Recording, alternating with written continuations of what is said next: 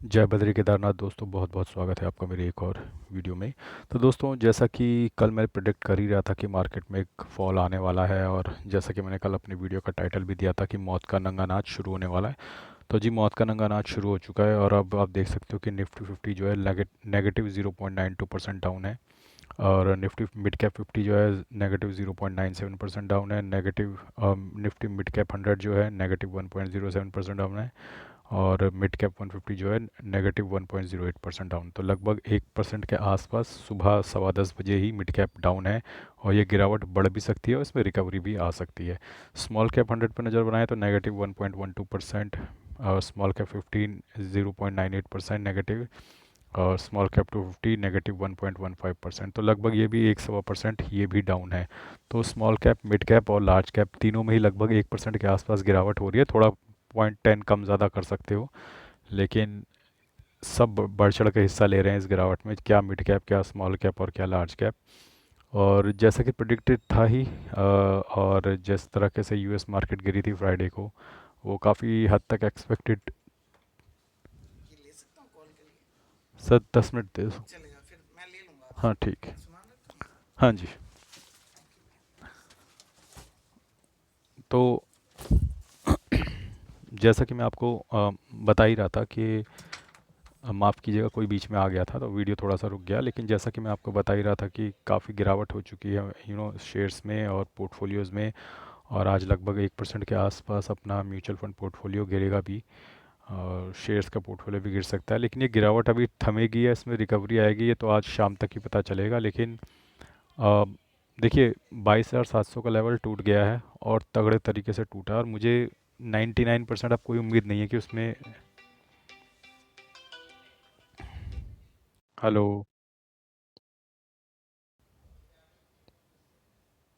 तो दोस्तों, काफ़ी व्यवधान उत्पन्न हो रहा है बीच में, और आप देख सकते हो कि बीच बीच में कभी कोई आ जाता है, कभी कोई कॉल आ जाती है, इस वजह से वीडियो में डिस्टरबेंस आ रही है। और देखिए, समस्या ये है कि अब 22,700 रिक्लेम नहीं होने वाला है, और रिक्लेम नहीं होने वाला है तो मुझे ऐसा लगता है कि काफ़ी हद तक अब वहाँ पे जो है 22,200 22,000 तक के लेवल आपको निफ्टी में नज़र आने वाले हैं जल्दी। तो प्लानिंग वही है कि आप अपना एसआईपी जारी रखिएगा, ठीक है। और भूल कर भी फ़िलहाल कोई लमसम मत डाल देना मोटा। थोड़ा बहुत अगर आपको कहीं डालना है, छोटे मोटे शेयर्स में एवरेजिंग करनी है या कुछ ईटीएफ वगैरह में करनी है तो आप कर सकते हो, लेकिन बहुत ज़्यादा कहीं बढ़ चढ़ कर जैसे लोग पैसे लेके बैठे हैं, एक एक दो दो लाख रुपए सोचे कि इस लेवल पे डाल दें। मैं ये नहीं कह रहा हूँ कि इस लेवल पे आप डाल दोगे तो आप लुट पिट जाओगे, ऐसा नहीं है, लेकिन मुझे ऐसा लगता है कि अब आपको 22,000 निफ्टी का लेवल दिखेगा जल्दी ही, 22,000 22,200 तक का। तो जब श्योर शॉट हो ही गया है कि वो लेवल खुल ही गया है, तो अब 22,500 550 पे डालने का फ़ायदा क्या है। ठीक है, जब तक 22,700 प्रोटेक्टेड था, मैंने भी खुद डाला 22,700 पे, लेकिन अब वो टूट चुका है, तो अब नीचे तक आएगा, 22,000 तक आएगा, फिर 22,000 के लेवल पे आप डालना। और लमसम भी डाल देना, आपकी इच्छा हो। आप लार्ज कैप में तो ज़रूर डाल देना। स्मॉल कैप और मिड कैप में भी अगर आप चाहो तो थोड़ा बहुत डालना शुरू कर सकते हो जब 22,000 निफ्टी पहुंच जाएगा, तब, उससे पहले नहीं। ये देख लेते हैं मेरे शेयर्स के पोर्टफोलियो में क्या चल रहा है। आज से पहले मैं आपको दिखा देता हूँ कि मेरे म्यूचुअल फंड पोर्टफोलियो तो कोई अपडेट हुआ नहीं होगा, क्योंकि आपको पता ही है कि मार्केट तो 2 दिन बंद थी, लेकिन मैं आपको ये दिखा देता हूँ कि आपके भाई की एसआईपी ज़रूर जारी हैं आज। और ये बहुत ज़रूरी है ताकि आपका आत्मविश्वास, आपका कॉन्फिडेंस बना रहे। अब देख सकते हैं कि bank of India small cap की एसआईपी आज कट चुकी है 24 फरवरी को। मोतीलाल ओसवाल मिड कैप की भी आज 24 फरवरी को कट चुकी है। एडलवेस स्मॉल कैप की भी आज कट चुकी है। नहीं, एडलवेस स्मॉल कैप की कल कटेगी। तो आज ये दो एसआईपीज़ कट चुकी हैं, एक bank of India small cap की और मोतीलाल ओसवाल मिड कैप की। एडलवेस स्मॉल कैप की एसआईपी कल कटने वाली है। एचडीएफसी मिड कैप की एसआईपी भी कल कटने वाली है। और निप्पॉन इंडिया लार्ज कैप की एसआईपी भी कल कटने वाली है। निप्पॉन इंडिया स्मॉल कैप की एसआईपी भी कल कटने वाली है।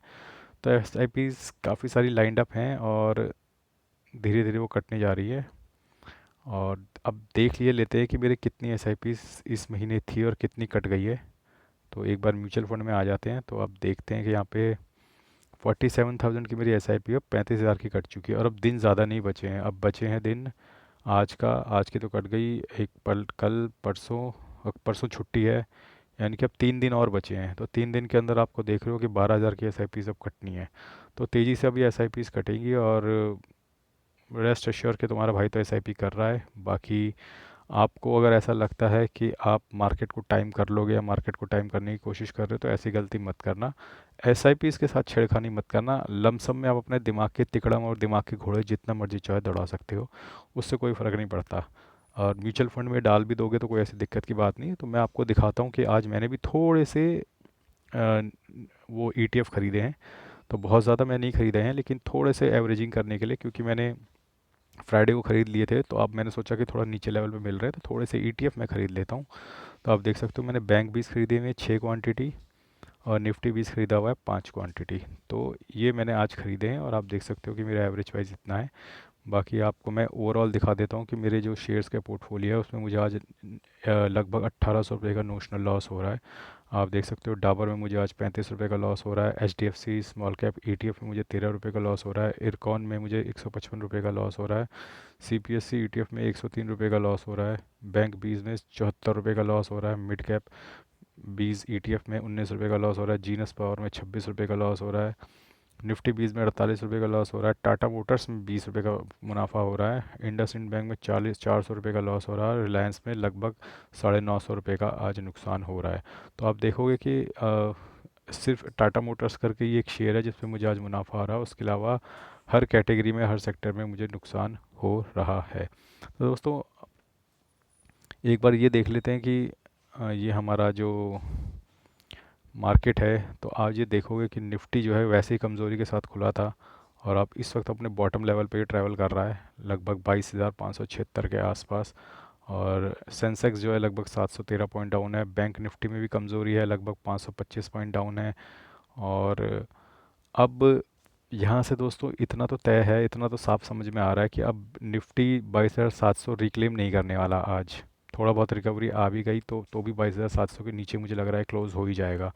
और अगर ये 22,700 के नीचे क्लोज़ हो जाता है तो फिर आपको मतलब दिमाग में कोई डाउट नहीं रखना चाहिए कि फिर 22,200 से 22,000 के लेवल तो आने ही आने हैं। तो इसीलिए वो लमसम वहाँ पर डाल देना अगर आपने कुछ पैसा बचा कर रखा हुआ है। लेकिन अपनी एसआईपी के साथ छिड़कान मत करना। बहुत अच्छे लेवल पे अब मार्केट जा रहा है, ठीक है, बहुत सस्ते लेवल पे अब मार्केट घुस गया है। इस सस्ते लेवल पे आपकी एसआईपीज़ लगातार जारी रहनी चाहिए ताकि आप लगातार सस्ते लेवल पर अपनी म्यूचुअल फंड की एनएवी बाय करते रहो। और जब ये सस्ते लेवल पर आप बाय करोगे और जब एवरेज करोगे तो आपका महंगे में ख़रीदा हुआ माल भी एवरेज करके थोड़ा थोड़ा सस्ता होता चला जाएगा। और भले ही आपने 26,000 निफ्टी पे माल खरीदा हुआ है, लेकिन अगर आप 22,500 के लेवल पे भी खरीद रहे हो ना तो वो 26,000 से एवरेज होता होता अगर आपने लगातार एसआईपी करेंगे तो 26,000 से लगातार वो एवरेज होता होता नीचे 24,500 या 24,000 के लेवल तक आ गया होगा। तो इस बात को हमेशा ध्यान रखना, जब आप एवरेज करते जाते हो तो आपका महंगा खरीदा हुआ माल भी सस्ता होता चला जाता है और आपका जो बाइंग प्राइस है, एवरेज बाइंग प्राइस, वो नीचे की तरफ आता जाता है। अब दोस्तों आज तो कोई म्यूचुअल फंड पोर्टफोलियो दिखाने का मेरे पास ऑप्शन नहीं है क्योंकि मार्केट 2 दिन से बंद थी, तो म्यूचुअल फंड पोर्टफोलियो में तो कोई अपडेट हुआ नहीं है। लेकिन मैंने एक शेयर्स में जो बाइंग करी है वो मैंने आपको दिखा दी है और मैंने आपको बता भी दिया है कि अब लमसम डालने का कोई ऑप्शन नहीं है, फ़िलहाल मत डालना। बाकी जल्दी आपसे बात करेंगे, कल कल कर सकते हैं। तो इतने पे आई थिंक आज इतने के लिए बहुत है क्योंकि आज बहुत ज़्यादा लंबी वीडियो बनाने का कोई फ़ायदा है नहीं। तो इतना ही है आज के लिए, बस चलते हैं। धन्यवाद। जय बद्री केदार।